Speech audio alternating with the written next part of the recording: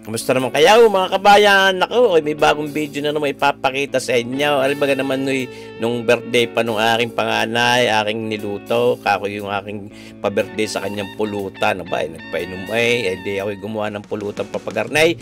Laman loob at balat ng baka. Ayan ho, nabili ko doon sa aking suking bilihan kay kabayang Danpol Tolentino doon sa All Public Market Batangas City. Yan ho, kamura na pagkakabili ko diyan ay.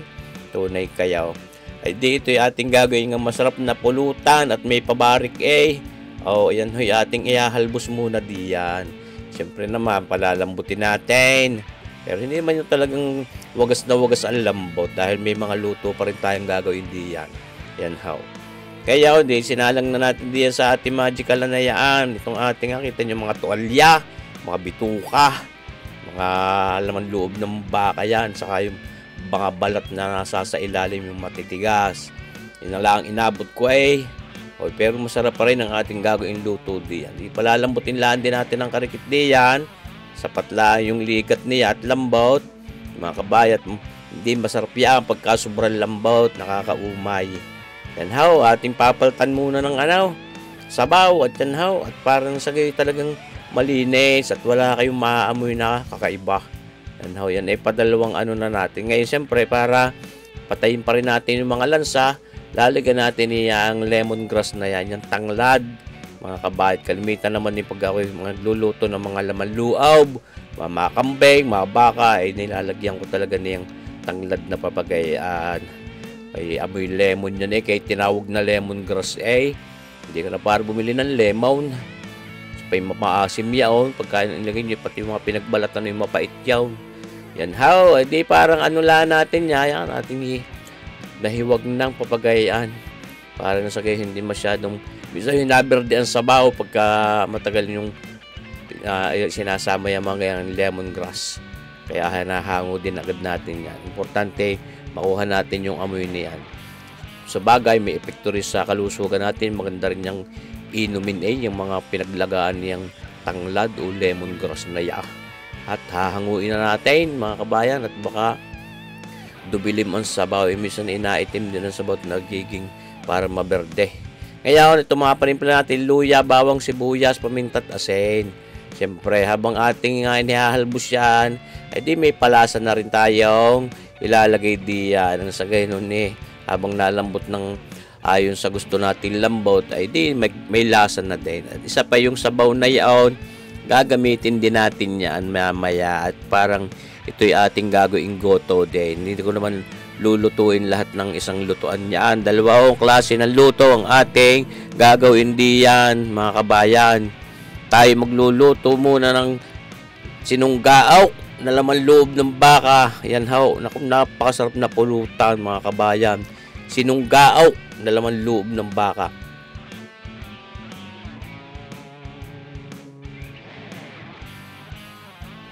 Tapos yung iba, goto yan. Atin nung nilagyan mga kabayan ng isang pirasong beef broth para mas masarap. Siyempre, yun ay optional. Pwedeng ilagay, pwedeng hindi kung ayaw niya.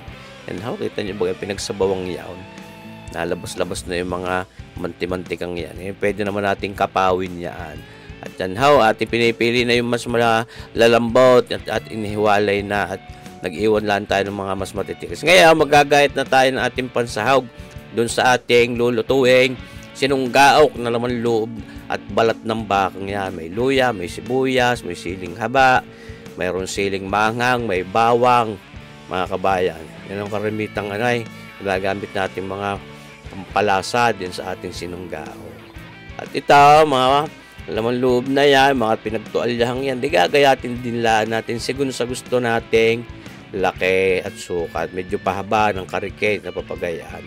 Yung mga balat net, baka bituka talaga nag-aaya na agad ang sarap. Mas gusto kong lutuin yung mga sinungga ko na kaysa sa champene kahit sa kambing. Dahil ayaw ko nang may mga tamis. Ayan ho, gusto ko itong sinungga ko. Talagang solid na solid ang lasa. Ngayon, lulutuin na natin yung ating sinungga. Yan ang ginamit natin, yung non-stick pa na yan, nang hindi ho na-decay. Kasi pagkahoy mga gayong mga pinagbalatan, pag hindi non-stick ang ginamit mo, minsan inadikit din. Di siguro naman sa pagluluto. Ngayon, naglagay na tayo ng mantika dyan sa non-stick pa na yan. At mag-una na tayo magsangkot siya. Una na itong ating luya. Ayan, sinatsansya natin. At medyo napadami ang gayat Masama din naman pagkasubra. Ayan, dagday pa ng karikate. Ayan, mga kabayan, yung ating luyang pagkakabangaw. At pantanggalan sa mga kabayan. Napakasarap din naman ang amoy. Natin lang nga sinasangkot siya ng papagayat. Ngayon ilalahok na natin itong bawang. Ayan, ito na yun naman. Pagkagay ang mga lutuin ay talagang parang naglalaway na agad. Sinunggaok na laman ng loob at balat ng baka. Hindi lang kumpleto yung laman loob. Pero mas mga gusto kong piyesa yun. Ayaw ko ng mga baga na dilim ng sabaw. Sinahog na natin ang ating sibuyas at ito naman yung siling manghang at saka yung mga siling habang iyan. Tatsansyahin natin baka sumubrang hanghang o baka hindi malamaw pagka yan sobrang hanghang. Sa bagay, iahayin ko naman yan dun sa hapag ng barikan. Kaya kahit manghanghang ayos yan. Mas gusto ng mga magbabarik. Sinahog na natin itong ating mga ginit-get na laman loob at balat ng baka. May dati nakapagpakita na rin ng ganyan luto sa inyo. Iba pa rin yung mga niluto kong gayang mga sinunggaok na mismong lamang loob at balat ng kambing naman. Pwede rin sa baka. Kung gusto, yung baga, di baga ho. Kahit sa baboy, yung mga pambupis ninyo, pwede nyo din gawin kayo ng luto. May pipigil baga. Lagyan natin ng paminta at itong, ginamitan natin ng patis na yaan, mga kabayan, mga 2 kutsarita, 2 kutsara, ayan mga kabayan. Yan siya na nating pinakapaan. Tsatsantsahin dahil yung pagkakahalbos natin may asin na yaan. Di ba may mga panimpla na tayong ginamit din. Kaya talagang solid na rin ang lasa niya. Yan, pwedeng dagdagan kung kulang. Masama ay mapasubra agad at mahirap magbawas. Di ba mga kabayan. Nakakapaglawa yan sinunggaok na yaan. Tunay kayaw. Kagano naman ang masusugagahan sa barikan ay talaga namang mawiwili ka Kundangan kay malasing. Pagka masarap na kayo ang pulutan. Tunay kayo. Okay, mga bisita din dadating. Mga barkada rin ng anak ko. Kumparehan ko din. Kaya lalagyan na natin ng paasim. Yan ang sukang ginamit natin ay red cane vinegar. Mga kabayan. Mas masarap. Hindi nakakatusing. Cool. Naman medyo pag mga luto, kailangan medyo maasim-asim din. Mas matapang-tapang din ang asim pag mga ganyan. Sinunggaok, nakaw. Tunay, kayo ginangangasim ng mga panga. Tunay, para na-imagine yun ang lasa na rin. Tunay. Yung mga gayaan, lalo pagkakambing, gustong gusto ko din. Ating sasabawan, siyempre. At minsan mas masarap din pagka medyo masarsa ng karikit at may sabaw-sabaw kaysa sa igang-iga. Mas marami may gusto ng sinunggaok medyo mayroong sabaw. Pero ako naman basta mayroong laman loob at may balat May sabaw wala. Yan Lalagyan naman natin ulit ng suka para makumpleto na ang paasim natin at akin tinimusan gusto ko maasim-asim pa ng karikit. May hanghang na din, sakto na rin yung alat. Yan mga kabayan. Tunay namang yan. Luto na yan. Pinatay na natin ang apoy at ating nilagyan na ng mga ginetket pa natin sibuyas na yan para medyo malutong-lutong, crunchy. At yan ating masarap ding pulutanin pag may mga gayang sibuyas, kahit nga mga sausawang. Pag may mga sibuyas napakasarap. Kako nga sa inyo. Dito na ang ating sinunggaok na laman loob at balat ng baka. Yan mga kabayan. Di baga naman. Nag-aayayan, sarap. Pag hindi ka napasarap bumarik di yan. Kita nyo. Lagay ko na sa ating mangkok na yan at i-deliver ko na dun sa hapag ng barikan.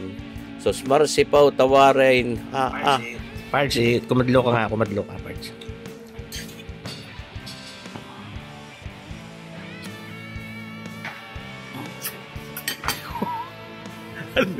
Banghang. Sakto lang. Palat ang pulutan. Ayan, si Pata, James Green, tara doon sa Berdeja kanina. Sabi pa mga anong ang tawag din eh? Kombilao. Ayan. Meron sisig din eh. May sarong lechong kawali. Ayan. May tanigi, may Hungarian, may ano kayo ito? Parang dumplings na saka siyempre, itong ating nilutong sinunggaok na laman loob ng baka. Yan how, at ito yung ating mga ginet-get naman panggoto. At yung kita nyo yung sabaw na yun, nakaway tunay na. Rin sa mga pahuli siniserve. Pagka mga talab na para pampahulas. Ayan how, sa init ng sabaw na yan, bulak na papagayaan. Pag inigop abaw mo yan ay tunay namang napakasarap. Yan naman ho ang ating goto. Hindi ho kompletong laman loob, pero goto pa rin niya at masarap pa rin niya. Tunay kayo. Salamat sa inyong panunood mga kabayan. Sabakan nyo pa rin ang ating mga susunod na videos. God bless!